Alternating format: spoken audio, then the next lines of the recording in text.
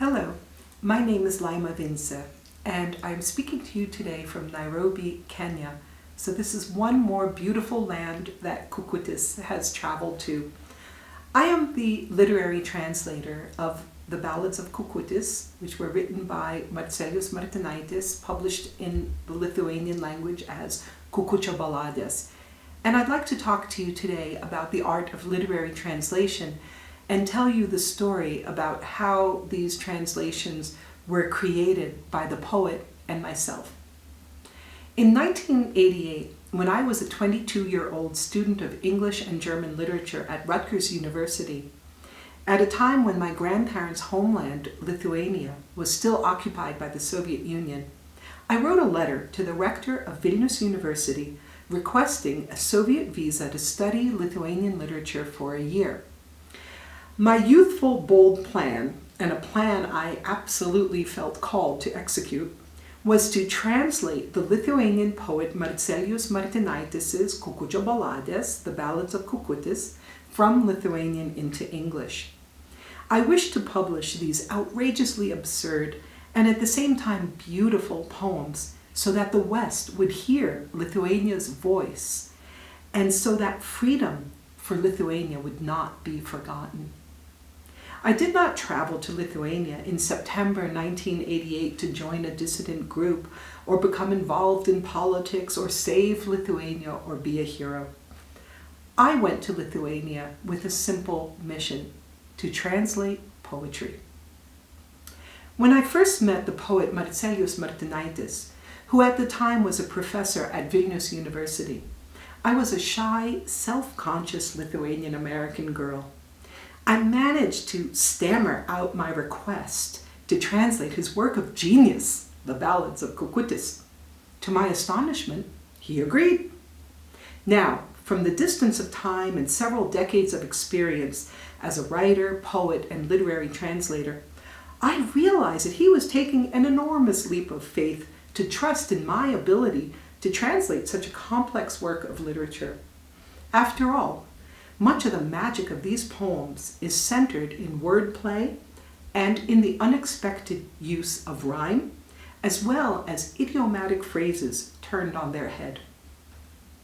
Martinaitis did not speak a word of English, so we worked on the poetry translations through a system of sound.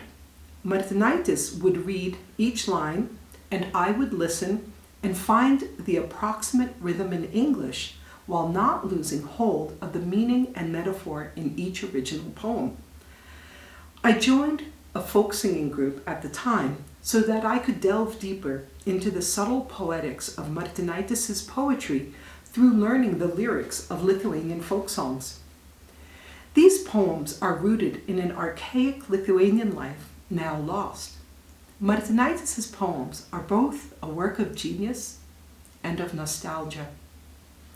In October 1988, when the Lithuanian independence movement Sąjūdis organized its first Congress, Martinaitis, who was a member of the Inner Council, asked me to interpret from Lithuanian into English for the foreign press.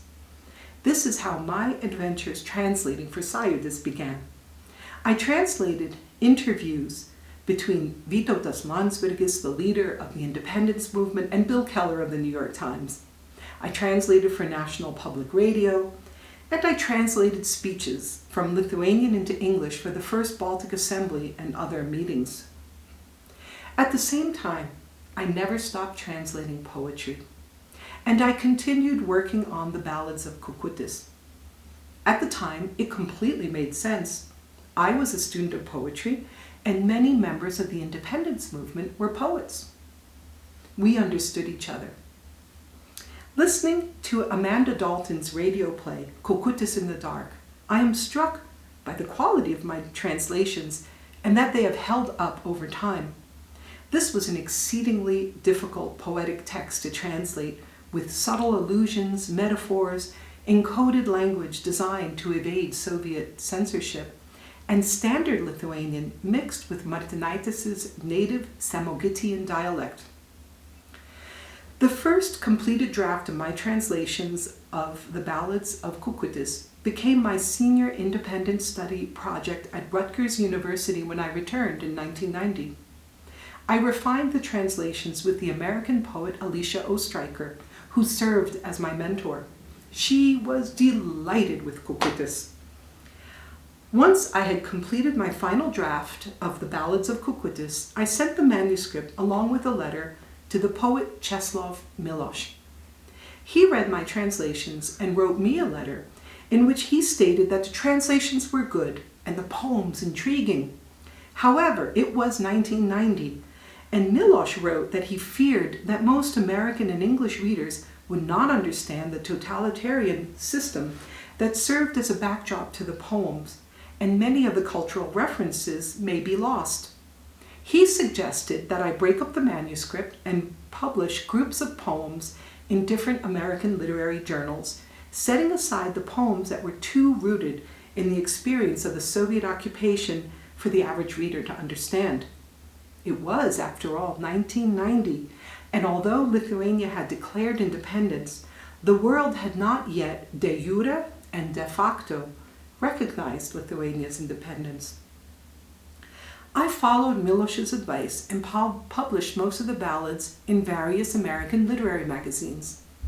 Eventually, however, Lithuania did become a member of the European Union and NATO.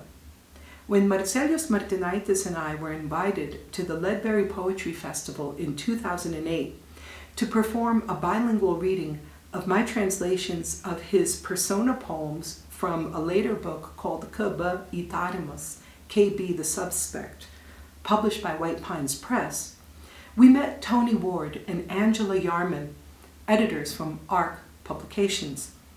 They invited us to publish the Ballads of Kukutis with ARC. The rest is history.